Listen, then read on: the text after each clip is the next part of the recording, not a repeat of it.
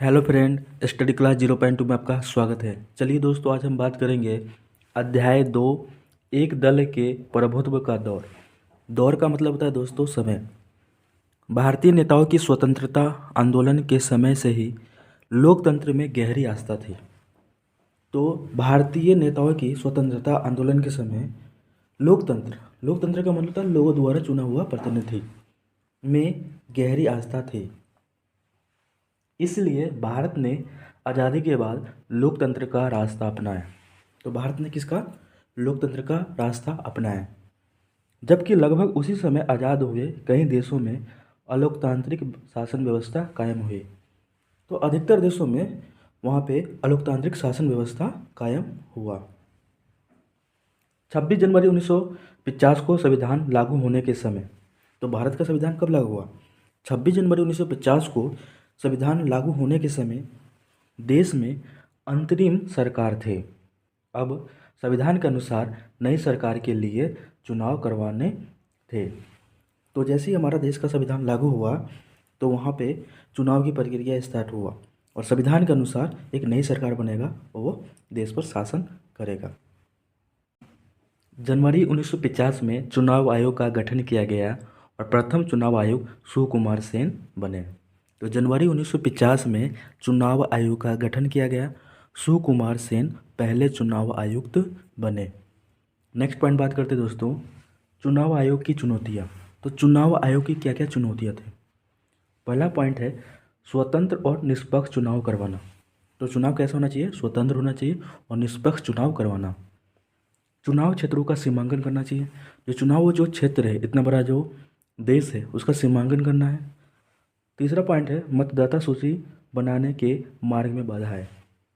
मतदाता सूची बनाने के मार्ग में बाधा है, ये आपका तीसरा पॉइंट हो गया। चौथा पॉइंट है अधिकारियों और चुनाव कर्मियों को प्रशिक्षित करना।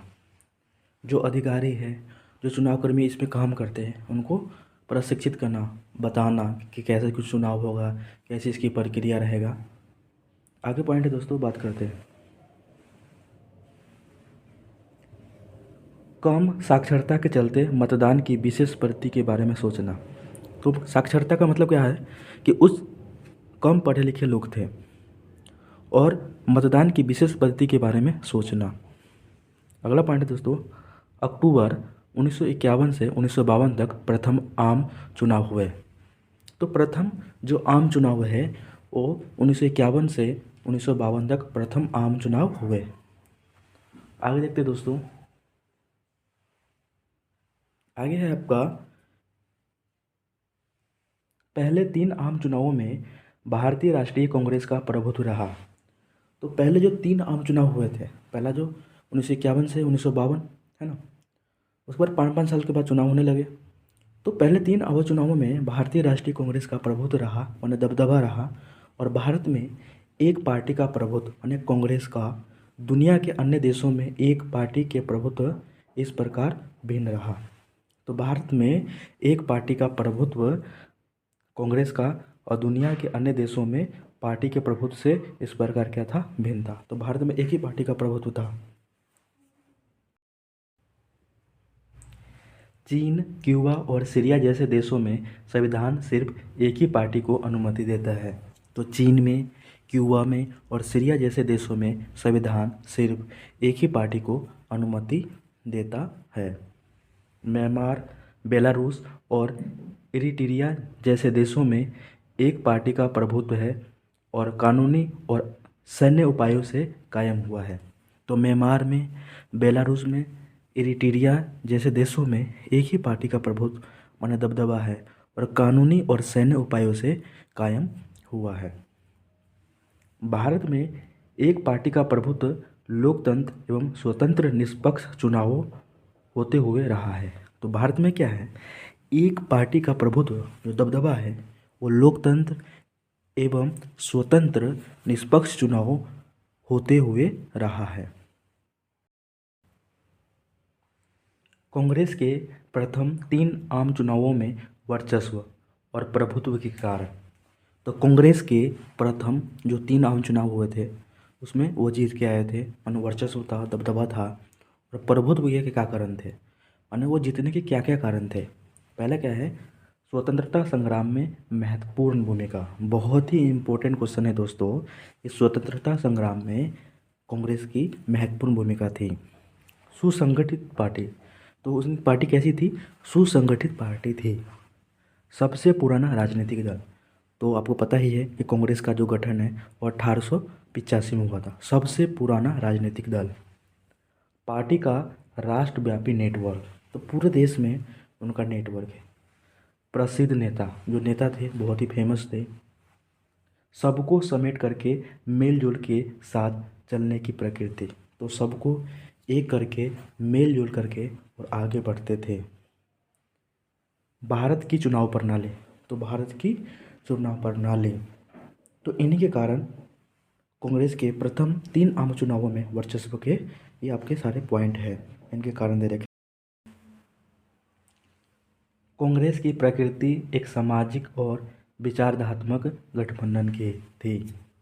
तो कांग्रेस की प्रकृति एक सामाजिक और विचारधारात्मक गठबंधन की है। कांग्रेस में किसान और उद्योगपति, शहर के बासिंदे और गांव के निवासी, मजदूर, मालिक एवं मध्य, निम्न और उच्च वर्ग तथा जाति सबको जगह मिली। तो कांग्रेस में किसान को भी, उद्योगपति, शहर के बासिंदे और गांव के निवासी, मजदूर और मालिक एवं मध्य, निम्न और उच्च वर्ग तथा जाति सबको जगह मिली। कांग्रेस ने अपने अंदर क्रांतिकारी और शांतिवादी, कंजर्वेटिव और रेडिकल, गर्मपंथी और नरमपंथी और दक्षिणपंथी, वामपंथी और हर धारा में मध्य मार्गियों को समाहित किया गया। तो कांग्रेस ने अपने अंदर क्रांतिकारी, शांतिवादी, कंजर्वेटिव माने पुराने थिंकिंग वाले, रेडिकल वाले, गर्मपंथी जिनकी विचारधारा बहुत गर्म हो, नरमपंथी जो नरम विचार के हो, दक्षिणपंथी जो दक्षिण का हो, वामपंथी और हर धारा के मध्य मार्गियों को समाहित करके किया गया। कांग्रेस के गठबंधनी स्वभाव ने विपक्षी दलों के सामने मुश्किल खड़ी की और कांग्रेस को असाधारण ताकत दी। तो कांग्रेस के गठबंधनी स्वभाव ने विपक्षी दलों के सामने मुश्किल खड़ी की और कांग्रेस को असाधारण ताकत दी। अगला पॉइंट है दोस्तों, चुनावी प्रतिस्पर्धा के पहले दशक में कांग्रेस ने शासक दल की भूमिका निभाई और विपक्षी की भी। तो चुनावी प्रतिस्पर्धा में, प्रतिस्पर्धा का मतलब होता है एक दूसरे में कंपटीशन। पहले दशक में कांग्रेस ने शासक दल की भूमिका निभाई और विपक्षी दल की भी। इसी कारण भारतीय राजनीति के इस कालखंड को कांग्रेस प्रणाली कहा जाता है। तो क्या है दोस्तों कि कांग्रेस को फुल बहुमत मिलता था, है ना, विपक्ष का भी भूमिका निभाते थे और पार्टी का भी माने शासक दल का भी। तो इसी कारण भारतीय राजनीति के इस कालखंड को कांग्रेस प्रणाली कहा जाता है। तो बहुत ही इंपॉर्टेंट क्वेश्चन है दोस्तों अगर ये वीडियो आपको अच्छा लग रहा है तो लाइक, सब्सक्राइब एंड शेयर कीजिएगा। जय हिंद, जय भारत।